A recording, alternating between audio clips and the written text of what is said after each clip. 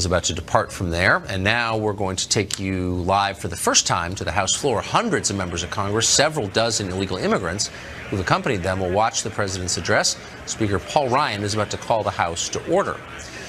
Will there be no fewer than 6 responses to the president's address from the left? One of them has already happened last night. Celebrities and activists, 2 categories that have become virtually the same, gathered in New York for the so-called People's State of the Union address. Here's part of it. As we seek to rid ourselves of Trump, we must also cleanse our American soul of its white male privilege, its voracious greed, and its enforced ignorance. Don't feel complacent about the Trump administration's dismal approval ratings right now until he and his whole racist crony cabinet are out of power. Donna Brazile was famously chair of the DNC during the 2016 election. She recently wrote and released a terrific book called Hacks about that race, and she joins us tonight. I just got to ask you, Donna, the first question. When people look at Michael Moore, do you think anybody says, I'm kind of on the fence, but that guy looks such a great guy, such a happy person. Whatever he's into, I'm going to be into. Well, you know what? Is there anyone who thinks that? You know, Tucker, I watched a little bit of it. It's like an old-time revival. Yes. I mean, the Democratic Party is going through a period where there's so much excitement. The resistance is getting stronger. And so to have people like Michael Moore and others, look, we cannot afford to get rid of anybody. We need more people. In fact, there's an opening for you, Tucker, if you want to come on over. Come because on. I listen to what your leaders say, and I'm excluded on the basis of things I can't control. Like what? Michael Moore has he has the same tools in his toolbox. Come on, okay. I don't need to open up your. So, but it's interesting. No, but there's a legitimate question here, which is: so the Democratic Party and the left is united in dislike of Trump. I understand that, and this has happened on the right too, with Obama or Clinton or whatever.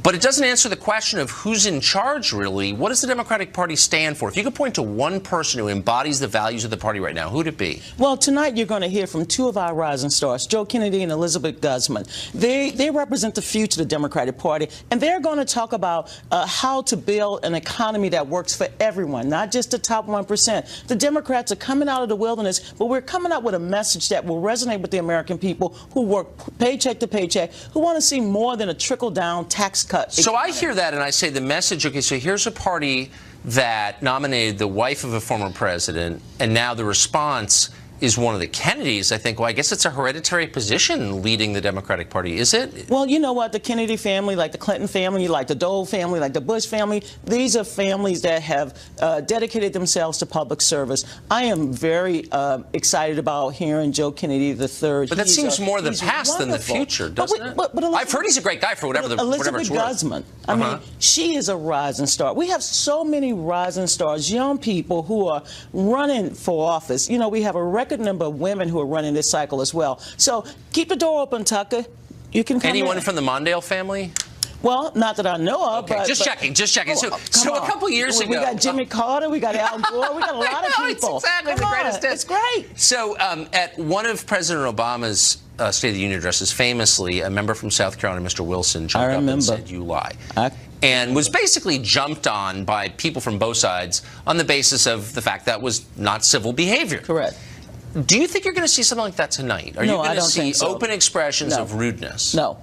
First of all, the party really believes in civility, and Leader Pelosi has already, the Democratic Party, Leader Pelosi has already said, look, the members are coming. They're coming with undocumented dreamers and others, immigrants. Immigrants are the foundation of our society, the foundation of our country.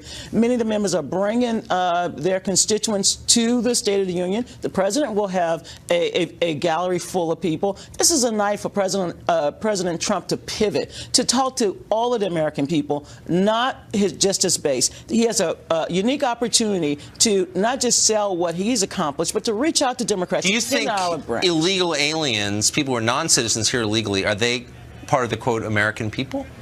You know, I know a lot of undocumented immigrants who are here, who are trying to find a path to citizenship. They're paying taxes. We want them to come out of the shadows. I do believe tonight the president can send them a message. He can send a message to people who are, you know, serving as firemen, they're policemen. These dreamers are in college, they're doctors. What message should he send to people who aren't citizens, can't vote, and shouldn't be here in the first place? Well, come on, Tucker. Some of them came with their parents. Well, I think some of them are really nice people. We should not penalize them. I'm not saying we should, but do you think they're the same as citizens? You know, it's time that we embrace what Ronald Reagan was able to accomplish in 1986 with the immigration bill. And if we do that, I think, come on, I'm trying to channel my inner If we do that, the Democratic Party will rule until the sun goes dark. Well, we got a supermoon coming tomorrow. And Donna, we're out of time, but I love your way with words. Thank you for coming on tonight. It's always a pleasure to be with you. Hey, the door is open. You make a bitter medicine palatable, and I appreciate it. The door is open. I know it is. Not coming.